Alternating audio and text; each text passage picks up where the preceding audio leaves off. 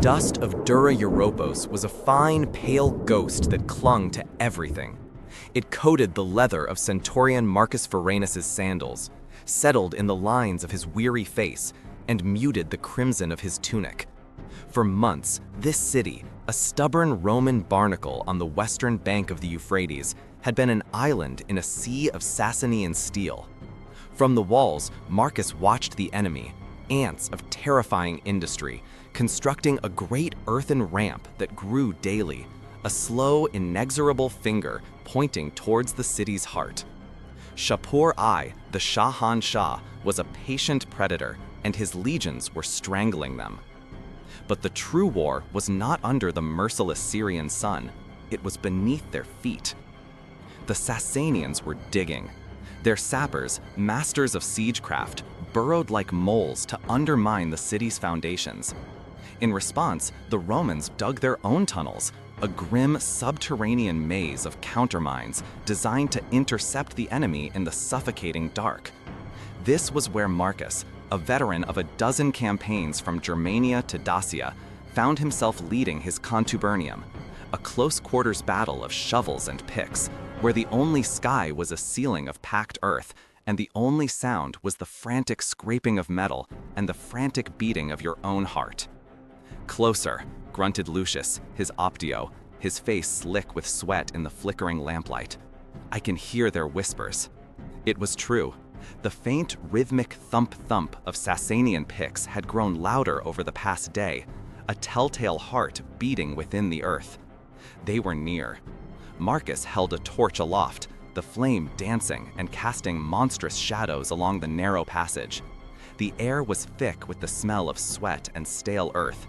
He saw the faces of his men, young and old, their eyes wide in the gloom. They were legionaries of the cohors XX Palmyranorum, men of the frontier, but this was a new kind of dread. Not the clean, chaotic clash of shield and sword in the open field, but a tomb dweller's brawl in the bowels of the world. "Helmets on, Glady ready," Marcus commanded, his voice a low growl that barely traveled down the tunnel. "When we break through, form a shield wall. No room for heroics, just hold the passage." His men, a line of 8, shuffled into position. Their armor scraped against the rough-hewn walls. The final layer of earth was thin now, crumbling with each enemy strike. With a shared grim understanding, Marcus nodded to 2 of his strongest legionaries. They raised their heavy picks. "For the eagle!" Marcus roared, the sound swallowed by the oppressive closeness. The picks struck. Earth and stone exploded inwards. A ragged hole, barely large enough for a man to crawl through, opened into blackness. A blast of stale, foreign air washed over them. The Romans surged forward, shields locked, expecting the glint of Sasanian spears and the screams of a desperate melee. They found only silence and a strange, ominous glow. Marcus, at the forefront, peered through a gap in the shields. The enemy tunnel was slightly larger than theirs, and at its far end, some 20 paces away, sat a single, peculiar brazier. It wasn't the warm orange light of a fire, but a sickly yellow-green luminescence.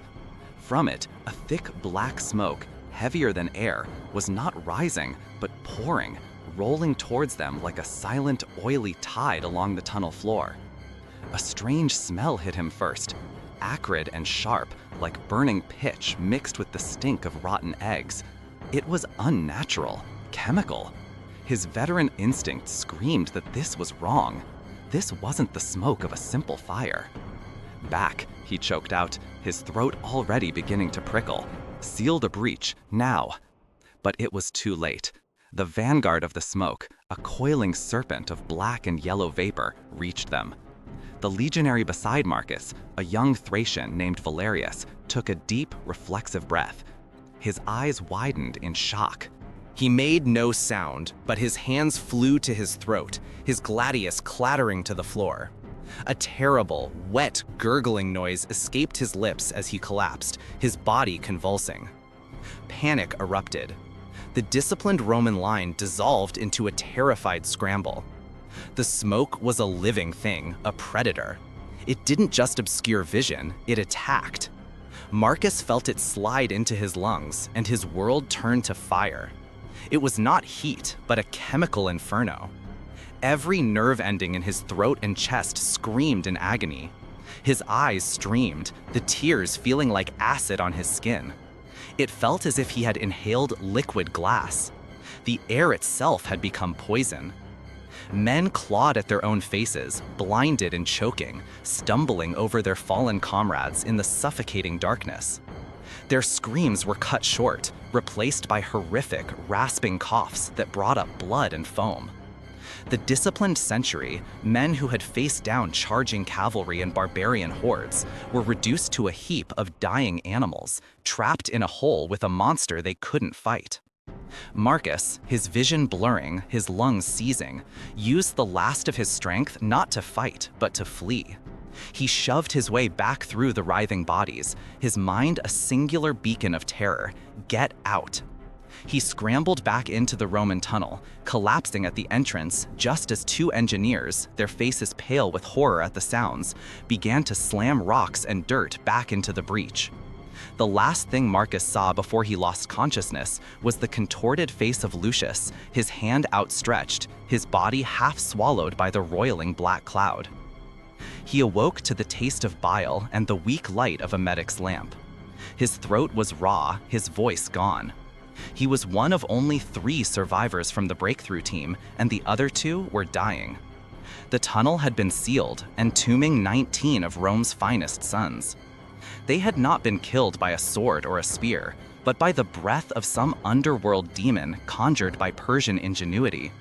Sulfur and bitumen, the engineers later guessed, a hellish alchemy designed to create a gas so toxic it stripped the very air from a man's lungs. The fall of Dura Europa came weeks later. The Great Ramp was completed, the walls were breached, and the city was sacked, its people enslaved or scattered. The empire barely registered the loss of one small fortress on its endless frontier. But long after, when Sasanian soldiers finally cleared the countermine, they found a silent, perfectly preserved tableau of horror. 19 Roman legionaries, their armor intact, their bodies frozen in the final postures of their agonizing deaths. They lay not as defeated warriors, but as victims of a terrifying new science of war. The silent fall of Dura was more than a military defeat. It was a chilling prophecy.